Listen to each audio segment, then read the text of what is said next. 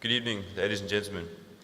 It is my pleasure to welcome our guest of honor, Mr. Jason Graham, back to Maritzburg College. Mr. Graham was born on the 1st of January in 1979. Yes, he was a New Year's baby, at the Old Grays Hospital in Pietermaritzburg. He first attended Scottsville Primary School, where he excelled on the sports field, earning Natal colors for athletics, cross-country, and karate in both grade 6 and grade 7. Along with being a prefect and captain of cross-country, he was awarded the Sportsman of the Year trophy at the annual prize giving of his final year of primary school. Thereafter, he made perhaps the most important and wisest decision of his life. He attended Maritzburg College in 1992.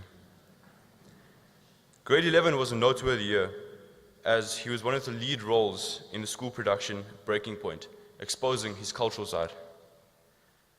It was also the year in which he completed his first Duzi canoe marathon, which was in a K2 or double canoe with his father. In matric, he won the David and Andrew Shave Trophy for the first father and son team to finish the Duzi. This was his second Duzi canoe marathon. And like primary school, he was the captain of the cross-country team and was awarded colors for cross-country. He matriculated with an A aggregate in his final exams.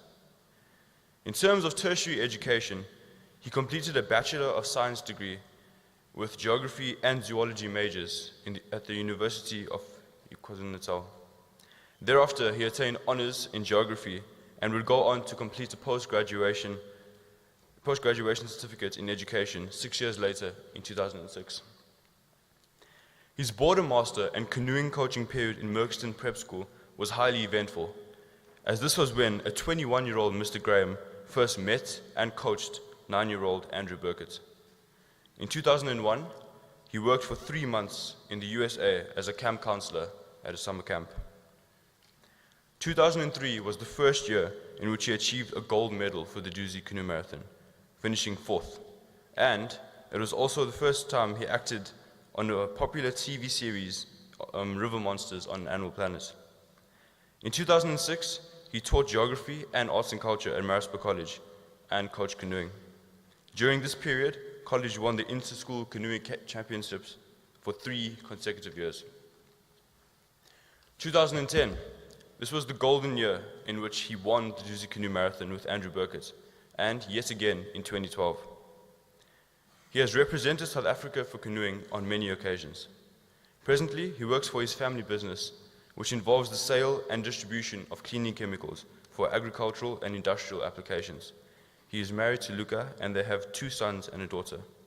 Ladies and gentlemen, may you all give a warm round of applause for a man who personifies both sport and culture, Mr. Jason Graham.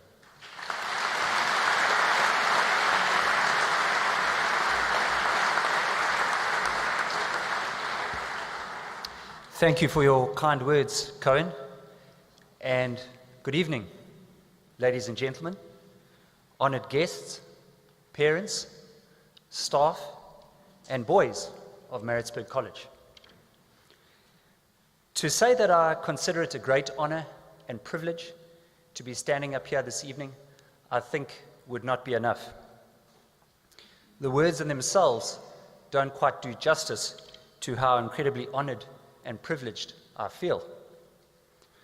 I know that if someone had come up to me when I myself was a boy here at Maritzburg College and had told me that someday I would be the guest speaker at the annual Sports and Cultural Awards ceremony, that I would have been extremely proud, but at the same time somewhat surprised and disbelieving of that person. Perhaps not quite so surprised and disbelieving as many of my teachers at the time, though. Some of whom, believe it or not, are still seated here this evening as members of staff. In fact, for some, me becoming a teacher was even a bit of a stretch. I remember on my first day as a new teacher here at Maritzburg College, Mrs. Rousseau, who is now retired from teaching, but who taught me Afrikaans when I was in 4th form at college and was still here when I started teaching, said to me, "Liewe Vaderland, Graham, ek kan nie glo jy's 'n onderwyser."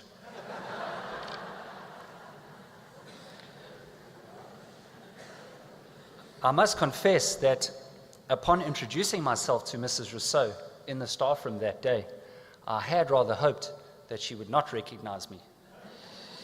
You see, I was part of a class of boys who she went on to describe as her worst in her 40 years of teaching. And so I'm sure you can all understand Mrs. Rousseau's surprise at me becoming a teacher, and equally why a part of me stands up here this evening as surprised and disbelieving as I would have been back then as a pupil at being honored in this way. Added to this is a feeling of bashfulness, I must admit, as I look across at the staff present here this evening, many of whom I look up to and who, during my 3 short years of teaching, earned a huge amount of my respect and admiration for their selfless commitment to the school, as well as their knowledge and skill as teachers and coaches. Iconic teachers like, and if you will forgive me for using you as an example, Mr. Sutherland, because I know you are not one who enjoys the limelight, but it is the iconic teachers like Mr. Sutherland whose storytelling teaching methodology is the stuff of legend, who leave me standing here this evening feeling a tad bashful. You see, when I reflect back on my time as a teacher here, I realize that my mind was often occupied with selfish thoughts of silly things like trying to win the doozy, and that my exploits in the classroom and extramurally were but a shadow compared to the enormous efforts put in and year out by so many of the staff at this fine school. And so to the headmaster, Mr. Lumen, and his staff, I would like to thank you for overlooking any shortfalls I may have had as a teacher and for putting your faith in me here this evening. I hope that I'm able to live up to the most important expectation of a guest speaker at a school prize giving. That is to impart something of value onto the boys seated here this evening before me. For his part, the Deputy Headmaster, Mr. Bennett, has assured me that it is not only the 2 wins in the doozy with Andrew Burkett that may make for interesting material to build a speech around, but also the fact that I was a pupil here and then a teacher here, who incidentally I would like to add, as Cohen pointed out, also taught arts and culture. After all, this is a sports and cultural awards ceremony. And that later I went on to team up with one of my former pupils for the doozy.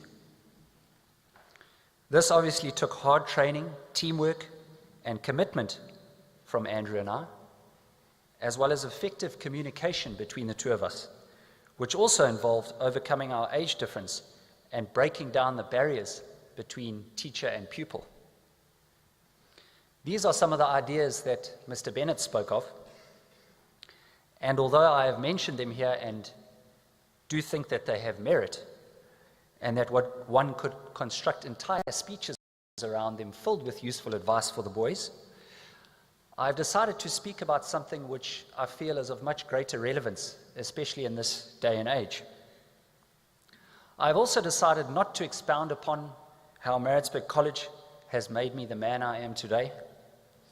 And although I could spend ages recounting stories from my time as a boy here and anecdotes from my time as a teacher here, I think it's suffice for me to say that college does have a way of getting into your blood and shaping a big part of who you are in terms of your morals and values. As college old boys, most of us are proud of the school we went to. After all, as the saying goes, how do you know if someone went to college? Because he'll tell you. I must say that it also gives one a reassuring feeling that all is right with the world when one walks past a group of college boys at the mall on a Friday afternoon and they all lift their bashes and say, "Good afternoon, sir." College also has a funny way of keeping your feet on the ground and your head from swelling too much. As an example, I remember when I was a teacher reading the College Crier, which for those parents who don't know is an annual publication by the boys with a humorous inclination to it. And in that particular edition of the college crier, the boys had come up with staff awards. I was chuckling to myself as I read the creative awards that had been invented for some of the staff, until I came across my own name. And it read, Mr. Graham, award for the most promising bald spot.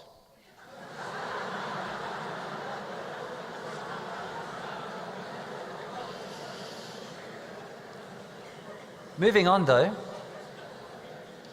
to the more important nuts and bolts component of my speech, if you like. That is the imparting of something of value, hopefully, onto the boys here this evening. Before I do so, however, I would like to remind you, gentlemen, that I was once a college boy, seated as you are now through sports and cultural awards ceremonies. And I remember them being a bit of an inconvenience to me. After all, I had much better things to do with my evening than be dragged out to a compulsory attendance prize giving. The fact that it is the night before you break up for school holidays, I'm sure makes this even more difficult for you to endure. And I accept that if you had any choice in the matter, many of you wouldn't be sitting here at all.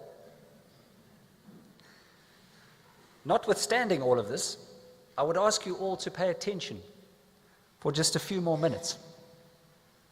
Or if you haven't been paying attention, to start doing so now, because this part is for you. The thing that I would like to speak to you about, and that I alluded to earlier as a subject of greater relevance, I feel, than many others in this day and age, is this: perseverance versus instant gratification.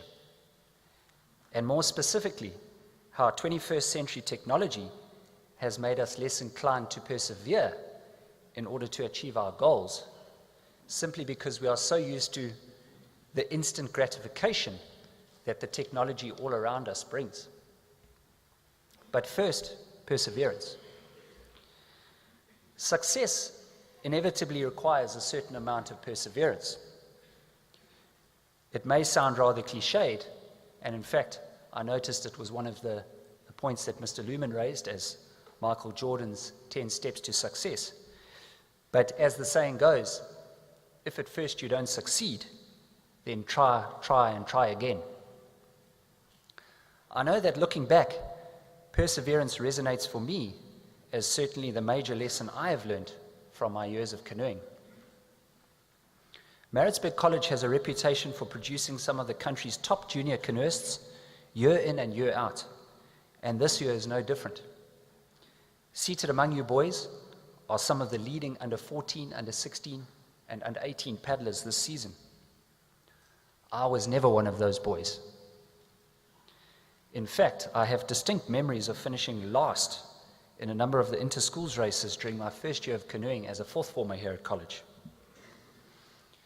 By the time I was in sixth form, although I could balance in a canoe, I was still finishing near the back of the field in the inter-schools races.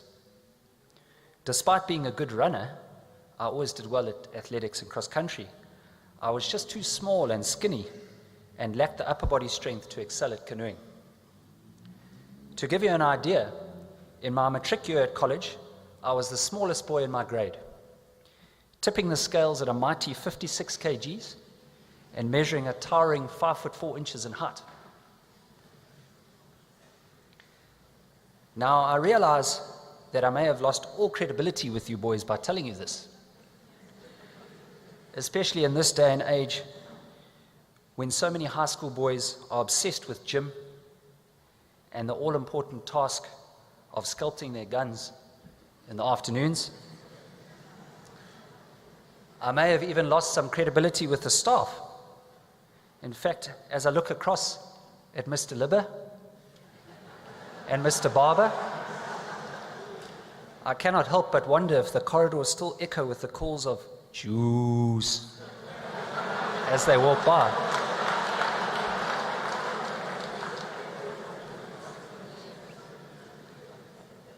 But humor aside, What I failed to realize in matric is that I was simply a late developer, and during my first year of university, much to my relief, I finally had a growth spurt and shot up to 6 foot and weighed in at a more respectable, albeit still rather skinny, 70 kgs. I kept on paddling throughout my time at university, but it was only after several more years of hard training and gym work that I finally managed my first top 50 finish in the doozy at the age of 21, and another few years before I achieved my first gold medal finish or top 10 at the age of 24. What followed were several years of hard training and trying desperately to win the race, until eventually, in 2008, I decided to give up. I resigned myself to the fact that I should move on with my life. After all, I had finished 4th, 5th, 6th, and 9th in the 4 years before, and I was becoming somewhat disheartened by the fact that I seemed to be dropping a few places each year, rather than getting any closer to achieving my goal. In the 2 years that followed, I often experienced a lingering feeling of unfinished business with the doozy. But it wasn't until I watched the then 18-year-old Andrew Burkett paddle and run his way to a 5th position in the race that I was inspired to make a comeback. Andy and I teamed up the following year, and we trained harder than I had ever trained before. When race day arrived, all the chips just seemed to fall into place, and we won the 2010 Doozy Canoe Marathon in a close finish, with Andrew becoming the youngest ever winner of the race, and me finally achieving my dream at the age of 31. Of course, Andy is a prolific talent and has since won the doozy 3 more times. But what is uncanny for me is how I achieved my goal just as I was about to give up on it. In doing some research on the subject of perseverance, I was amazed at how many stories there are of scientists, musicians, inventors, and sportsmen who finally made their breakthroughs and achieved their goals literally as they were about to give up on them.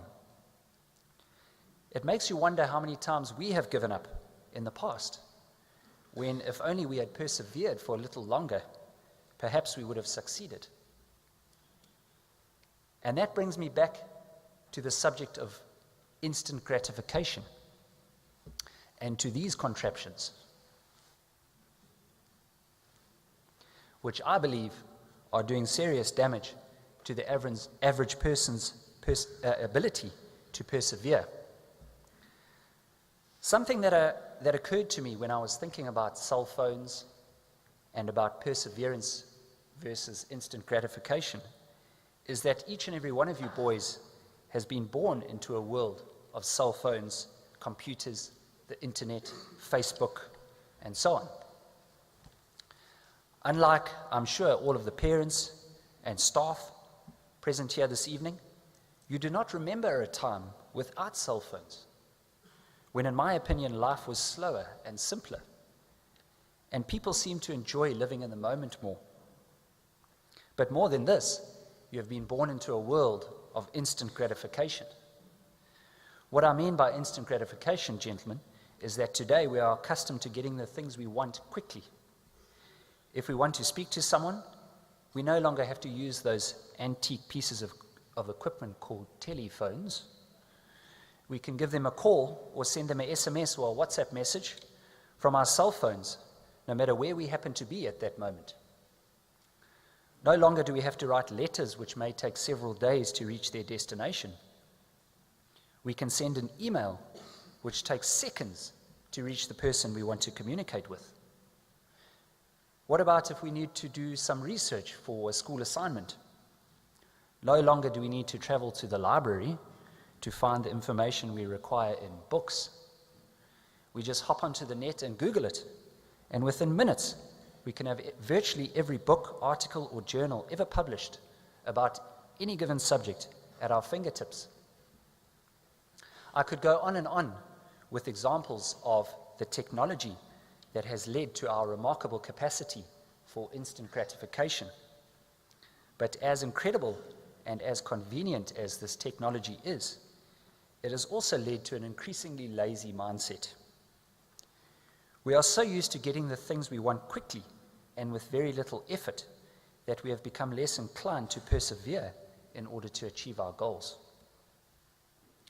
This lack of perseverance is increasingly prevalent in our youth, who I suppose cannot be blamed for being born into a world of cell phones, Twitter, Facebook, and the internet, but who, as I'm sure the teachers here this evening will back me up on, have become all too competent at doing things like handing in assignments that they have just copied and pasted off the internet, for example.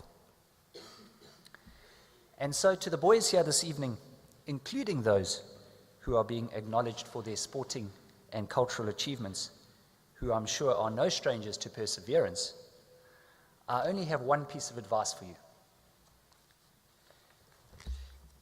In this age of instant gratification, try to always draw a distinction in your mind between taking advantage of the convenience that the amazing technology you have available to you brings and the hard work and perseverance that is required in order to realize your dreams.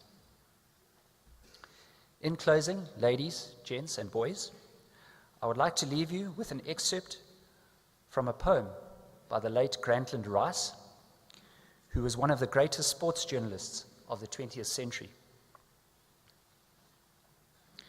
Keep coming back, and though the world may walk across your spine, let every game's end find you still upon the battling line. For when the one great scorer comes to mark against your name, he writes not that you won or lost, but how you played the game. Thank you very much.